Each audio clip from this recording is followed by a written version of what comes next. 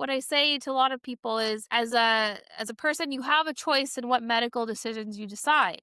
But you also have to recognize that this is not a solution for everyone.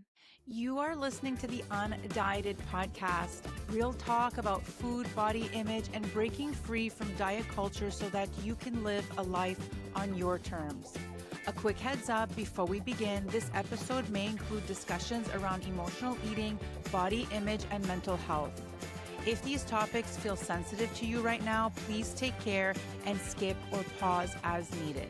All right, let's dive in. Welcome back to the Undieted podcast with Melissa. And Rebecca, Today is episode 16, and we are following up on more myths of the weight loss drug because it is something that is super relevant right now. It is gaining a ton of traction. Everybody wants to be on it. Even when there's no weight to lose, they still want to be on it.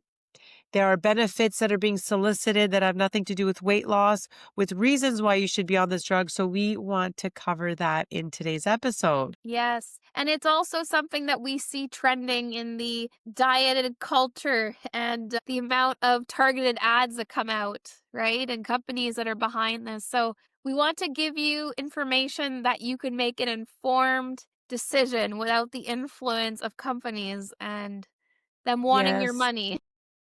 Yep. Right before recording this podcast, I actually sent out an email to my email list talking to them about how an influencer that I've been following for years, I started my fitness journey because of her. And in the last month, she started promoting microdosing GLP-1 for Alzheimer's. And it made me very, very disappointed thinking, is she just following the money? Is she someone that's always just followed the trends? When does it end? When is anyone genuine anymore? And I think that we have to stop relying on outside tools, outside factors to help us and really focus on us, our life, our body, and what works for us. Because at the end of the day, you're always going to have to revert back to that. You Yes. can't follow a diet forever. You can't follow a way of eating forever. You can't be on a medication forever. Did I already say that? You can't do anything forever. It always comes back to you, and the way one person loses weight is never going to be like the other. And it's just so incredibly personalized. And that's why I don't move away from one-on-one coaching, because I can't give group advice, you know? Yeah, no, that's fair. Same with therapy, right? Like you couldn't run a group therapy session. You could be general, but you would have to tackle each client Yeah. individually. Yes. Well, I mean, that's true too. I think the thing too to keep in mind as well is that not everyone's body will respond the same to the medications. Yeah. And we're going to get into that and some of Yeah. the myths. Yeah. I'll let you start first, Melissa. All right. So the first myth that we're diving into is that they work the same for everyone, just like what Rebecca was saying. So no, they do not. So the reality is genetics, hormones, metabolic health affects the outcome. A lot of people, a lot, and I have clients on them. They have that initial drop in weight and then they plateau. It's like anything that you introduce into your lifestyle, it helps temporarily, but at the end of the day, it's not a magic pill. A lot of these women taking it are taking it and doing nothing else. There are some that are taking it and working out and trying to improve the way they eat, but the majority, these are the dieters, these are the ones that jump from diet to diet.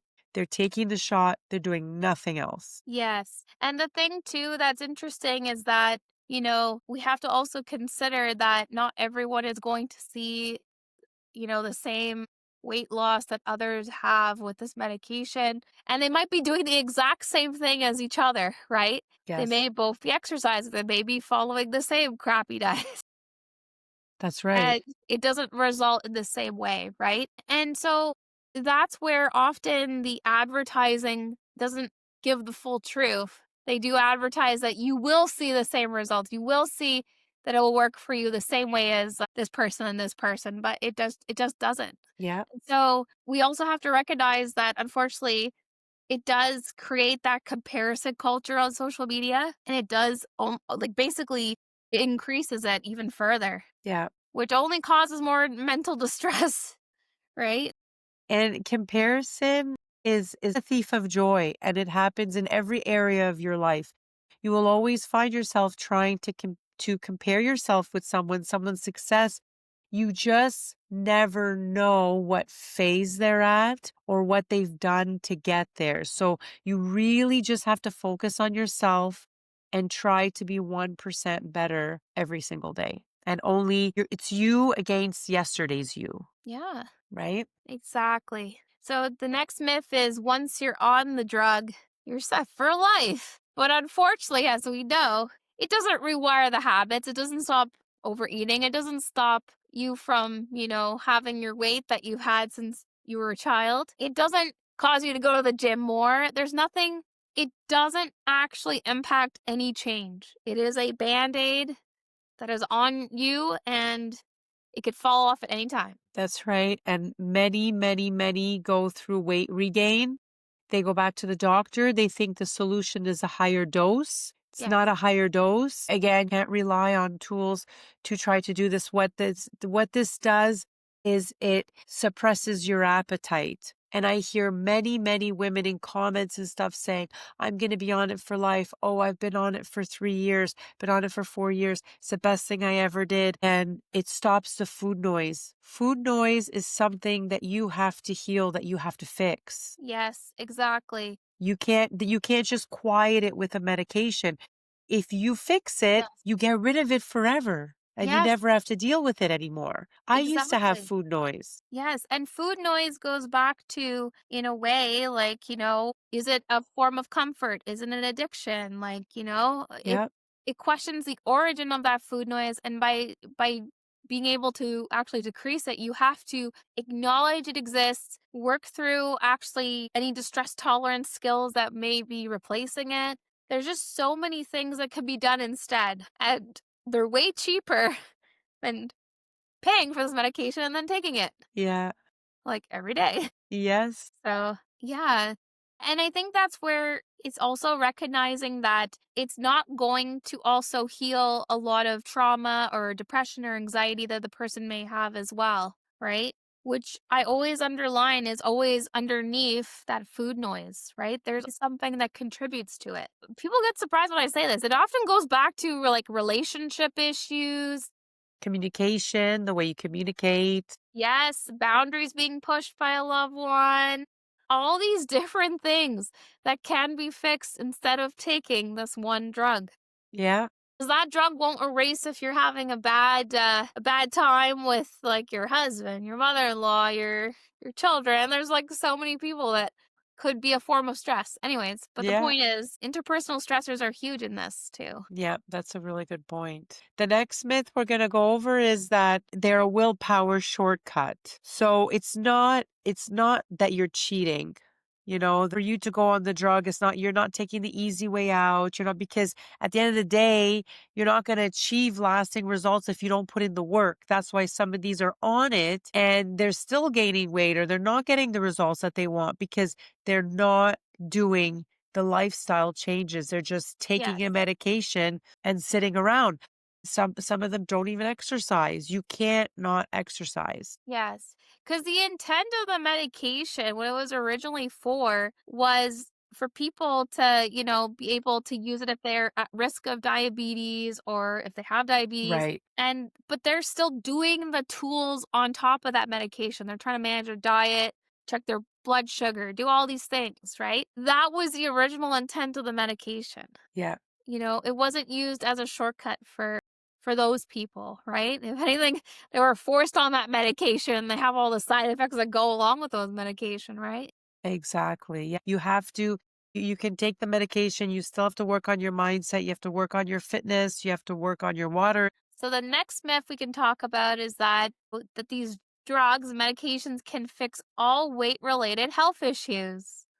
Um, which again, we have to go to the root source of what can cause that weight gain, right? Stress, inflammation, sleep, hormone dysregulation. There's so many other things that could be causing that weight gain that you want to look into first, Yep. rather than taking this medication and putting a band-aid over it, right? A common one is that, with sleep apnea, people that are chronically stressed and overeating, there's so many medical conditions that could be explored and fixed without having to take this medication first, right? We always have to uncover the why underneath the why. That was the Yes. first thing I learned when I was studying for my certification. It's the why underneath the why. They made a comparison that the difference when you go to a doctor, they diagnose and prescribe. Yes. When you see a health coach, we find the why. Why is this? There's always a root cause to chronic Yeah. illnesses, to everything. There's a root. Yes. You could literally reverse almost anything with lifestyle changes. I know it's hard to believe, but that's the truth of the matter. And a high risk that people take with getting on this drug without making any lifestyle changes like weight training, increasing, making sure you're having enough protein, enough water, you're losing a lot of muscle. There's a hairdresser that I know, and she told me that many women are coming to see her now who are on a GLP-1 or Ozempic.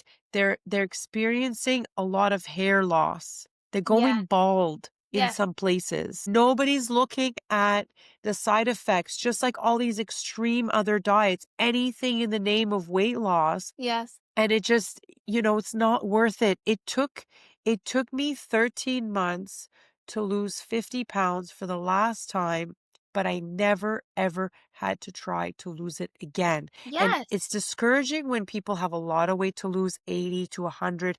If it takes you 2 years, who cares? Yeah, no, exactly that. And I think that's where it's like whenever people do consider that maybe I have an underlying health issue that might be causing the weight gain, right? Yep, Like could be thyroid issues, it could be like anything, right? I think that's where we want to go the opposite of the band-aid method that a lot of health professionals do.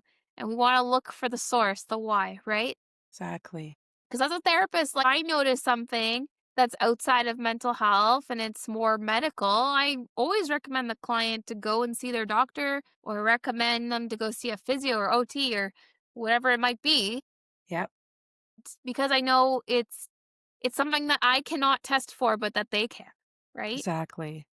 And keep in mind, because I hear a lot of this on social media where people will say, I have Hashimoto, so I'm overweight. Well, no, that's not why you're overweight. Yeah. You know, there are drivers, your hormone shifts, your age, your sleep, all of that can drive your eating habits. But Yes. at the end of the day, you're overeating.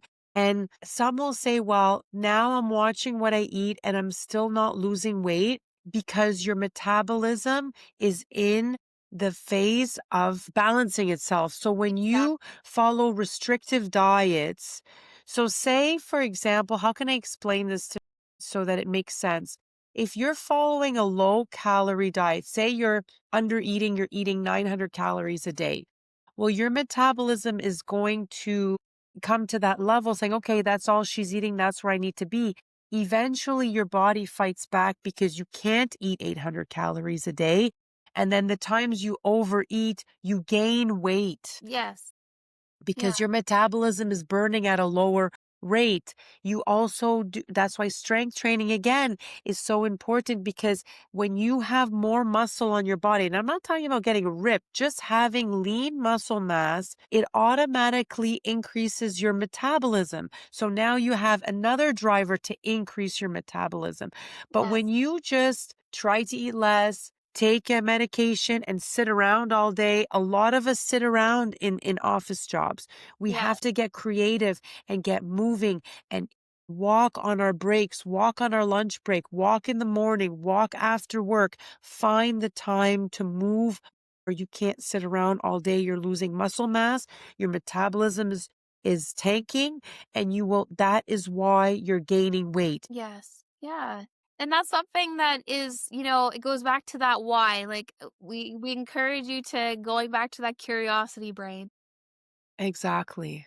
The best thing you can do is to get to know yourself. That's what I did. When I lost weight the first time and it failed, it's because I did a diet, whatever that, I was exercising a lot, really watching what I ate, but I wasn't enjoying the foods I was eating. I was eating these foods because I knew I would lose weight if I ate them. And that resulted in weight regained. The second time around, I got to know myself and what worked for me specifically. Yeah, but that's also where it's funny, both of our fields collide out in a way. Because, like, in therapy, I find people getting to know themselves too. They're finally getting to know that, like, little person inside them, the person that was hurt, the person that needs healing. They're getting to know that person again, and they're finding freedom in that.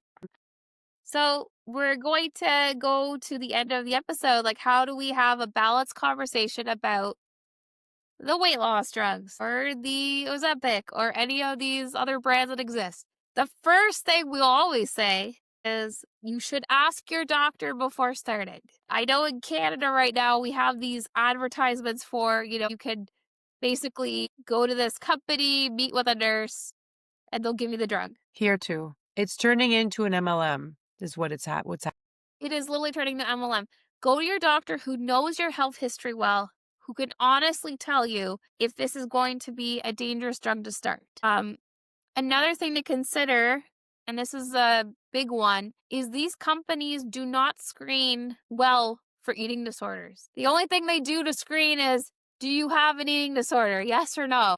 And most people will say no. And most people will say no. So there's not an accurate screening. If you are at risk for an eating disorder, if you've healed from an eating disorder, or you're currently actively suffering from an eating disorder, I will always say this: go to your doctor before starting. Notice the red flags in the marketing claims, in the social media posts. Notice what red flags exist. Ask yourself why. Why are they advertising this to me? Why are they asking me these questions? Like, because it all leads to one simple thing. It's getting your money. Mhm. And frankly, they will take money over anybody else's health. So keep that in mind as well. And then also, the last one is, do not shame or judge around choosing to take it, not to take it. I think what I say to a lot of people is, as a person, you have a choice in what medical decisions you decide. But you also have to recognize that this is not a solution for everyone, right? Mhm. There's a lot of risks and dangers that go along with this. And you see, like, I have clients on it, so they're on it and they've hired a coach. You know what I mean? So you have to do the work. And one reason why they hire me is because they understand that they have to wean off of it. They can't stay on Yes, it forever, yes, right? So you have to build habits while you're on this medication. yes. You No, have to prepare for tapering off. You have to. yes, Anyone who tells you can stay on it forever, liar, liar, pants on fire. exactly. No, and there's a lot of research coming out now that's coming out about the risks of staying on this long term. One that I sent to you, Melissa, that was interesting is it causes your birth control to fail. They just discovered that. I always like the natural approach. I think that pharmaceutical and medicine has its place and it's there for when it's needed. For example, I'm just getting over bronchitis. I'm on antibiotics. Yes, I take it during that time. I have shredded an onion into water and drink onion water? Yeah, sure. But I'm like, no, give me the medication. Let me get it because I don't take medication all the time. It has its place. Ex- And exactly. remember to prioritize your mental health and emotional well-being always. And unfortunately, I've seen this medication only further worsen the Yes. mental health. They're on a high at first, they're happy, they're losing weight, just like when anybody else loses weight. But it gets really sad when things are not progressing or they're going in the other direction and they don't know why because they're not looking at their life. They're not being honest. They're not auditing their lifestyle and saying, what am I doing? You're not making the shifts necessary. If you had a problem before, you're not doing anything to change it, right? Yes. And I want to share some questions that I've received in my DMs over time. I put four of them together here to share. The first one is, if I get off the medication, will I definitely gain all the weight back? Not if you changed your lifestyle too. Yes.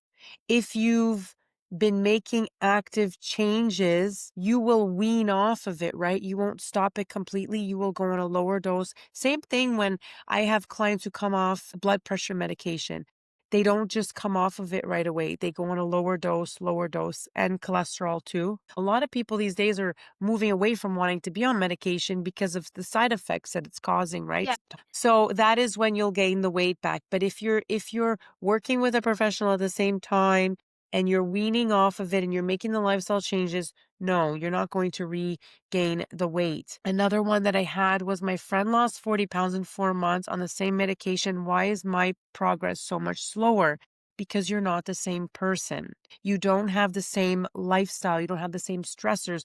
You either have kids, you don't have kids, you don't have the same amount of kids. Are you a working mom, stay at home mom? There's so many factors that play in from person to person. You just can't compare. exactly. Everybody loses weight at a different pace, which is what Rebecca covered before. Does the medication help with emotional eating, or will you still struggle with the cravings when you're stressed? Yes, because you have to fix why you emotionally eat. Yes. And unfortunately, that's when people come to see me when they realize the medication's not helping with the emotional eating. That's right. And they're still And having cravings. And they're going, yes, I thought this was supposed to fix it. I'm like, no, that's what my job's for. yes. There are multiple reasons why you have cravings. You restrict your eating.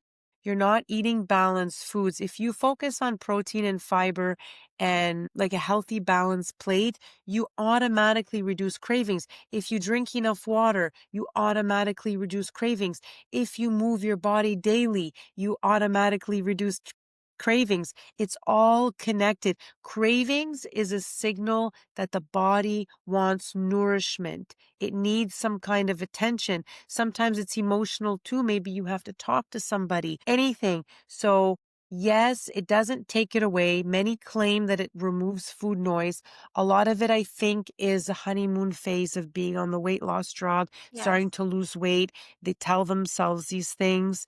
But at the end of the day, and Rebecca knows as a therapist, you have to fix it. Yes, because I see that with emotional eating, there's always some form of stressor or unresolved trauma or a trigger from a trauma that occurs before the emotional eating episode starts, right? And it's also acknowledging the factors that cause emotional eating to start again, That's right? right. These are things you have to work on with a therapist. Yeah. And medication will not solve that. I watched a video of someone who's on a GLP-1 and she was saying how she didn't lose any weight this week because she went on vacation. She didn't eat her bed. I can't make it clear enough that you shouldn't need a break from your lifestyle. So if you're going on vacation or the weekend comes around and you're eating completely different, then something's not right. I Yeah. eat the same all the time. I've built a lifestyle that fits in every scenario. So I don't have this urge to need to dive in and indulge because I'm so restricted. If I want cake, I have cake. Like I made a bundt cake yesterday. It's on my counter. I had a piece. No big deal. Everything fits, right? You Yeah. never ever, that's a red flag. If you feel like you need a break, you're doing too much. Same Yeah. thing with your fitness, food, whatever. You shouldn't need a break from that. Yeah, exactly. The other question I get is if these drugs mess up your metabolism. If it drops your appetite too much, yes. If you are really under eating, that's what happens to a lot of people. They get to barely eating anything at all. And when I start working with a client who's been dieting a lot, I have to do something called reverse dieting, which means that she starts and continues to eat the way she's eating, and I very gradually increase the amount she's eating so that her metabolism can work up with it. Because if she's under eating and I just go, okay, now you got to eat all this food, all of a sudden she's going to gain weight. Well, and also it's not it that causes the body to not be able to regulate that either in a proper way. Exactly. And then, is it true that you can't eat sugar on them? Well, no, you can eat anything. I'm seeing a trend where they're basically eating keto and they're on the drug. So I'm wondering, like, is the medication really working? Or are you Exactly. just changing the way you're eating? You know what I mean? Exactly. Oh my gosh, yeah. 'Cause you can't correlate, you can't know if it's like, is it the diet? Is it the medication? Ideally, both should be out of the picture, but I digress. So just remember that medication can be a tool if it permits, it's case by case. And I've mentioned this in other episodes before that these medications have an avatar, they have a client, they have a patient profile. They're not Yes, for everybody. yes. Okay. And influencers that are promoting them as peptides, microdosing, don't listen, unfollow, get away. Believe me, I will save you a lot of heartache. Just listen to my advice on that. Run in the other direction. You don't need to microdose a weight loss medication. So Speak to your doctor. medication can be a tool, but it's not a magic fix. Now, thin women that are microdosing are looking thinner and thinner and thinner and thinner, like a Yes, pencil. And the comment section is I know. goals. Yeah. Tell me how you achieve that. Give me the plan. What plan? Scary. It's It's very terrifying. scary, very scary times. We are going back into that super skinny appeal. Which is not ideal for a lot of people that want to move away from that the eating disorder culture, pro Anna, all these different things that, try to sway you away from being happy with your body, right? Exactly. If you are on this medication and you're thinking about getting off, or you're not on it and you're thinking about getting on it, I highly encourage you, please book a lifestyle assessment with me. There's no charge to you for that. That's for people in my community. And let me try to help you get on the right direction. And if you are struggling with that as well, like again, speak to a therapist in your area as well. Yeah. I mean, Recognize if you're having Rebecca has consultations that she provides, and I provide lifestyle assessments. That's our gifts to you. Please use them. also question the why behind if you're feeling like you're kind of leaning toward it. Ask yourself why. See why it is that you feel like you're going toward that solution when there could be other options out there that are way better, right? Exactly. So thank you for listening today. Yeah, this wraps up our episode, and we'll see you next time. Bye. Bye, everybody.